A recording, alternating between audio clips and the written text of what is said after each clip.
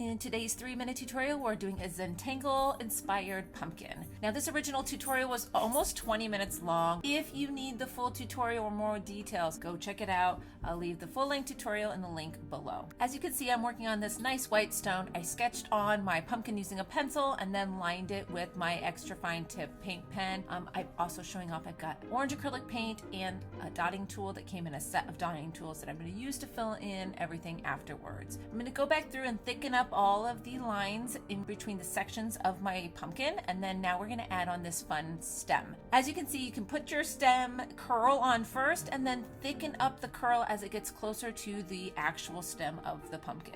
Now we're going to start laying down the patterns within each of the sections of our pumpkin. As you can see from my little doodles off to the left hand side, there's so many different options of things that you can do in each of these sections. I just like to keep in mind that I want to put some color in each part of the design. So like with these lines, I'm making sure that I'm doing 3 lines in each direction with the edge of the other side that actually gives you a section down the center. So you'll see the center line, that's what I'm going to color orange once I go back with my orange.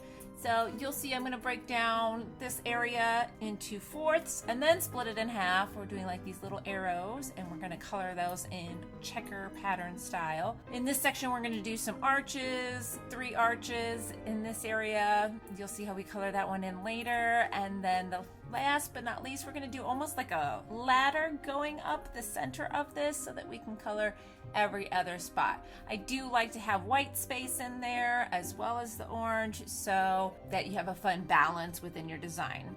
I'm going to show a couple little things here as far as filling in the design. I'm using a dotting tool here. This one has a little round metal ball at the end that I'm placing the paint on. Once we move on to the rest of the designs, I'm actually using the other end. This comes with almost like a pointed tip. This allows you to grab the paint, kind of set it in the middle, and you're going to kind of drag it all the way out to the edges. You can easily do this with a toothpick as well. You do not have to get dotting tools to do this, but it does make it really easy to hold on to because a toothpick is really small and over time it's really hard to hold on to. So as you see, you can get it all the way out into those edges. I'm going to speed this up. I want you to be able to see how I fill in all of the sections, but let's just face it, you don't need to see this all in real time. So this first rock, I did it on a basic stone. I kind of wish I would have filled it in white, but I kind of did stitches instead to make it more of a quilt style look.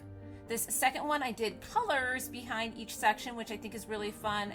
And this last third rock, this is just kind of a fun, silly design. It's actually not even inspired by this, but it was in the original video, so I thought I'd share. And just like that, this wraps up this tutorial. So I hope you enjoyed this one. I'm going to link to the rest of our 3-minute tutorials here, as well as more fall rock painting tutorials. Don't forget to subscribe, and happy painting!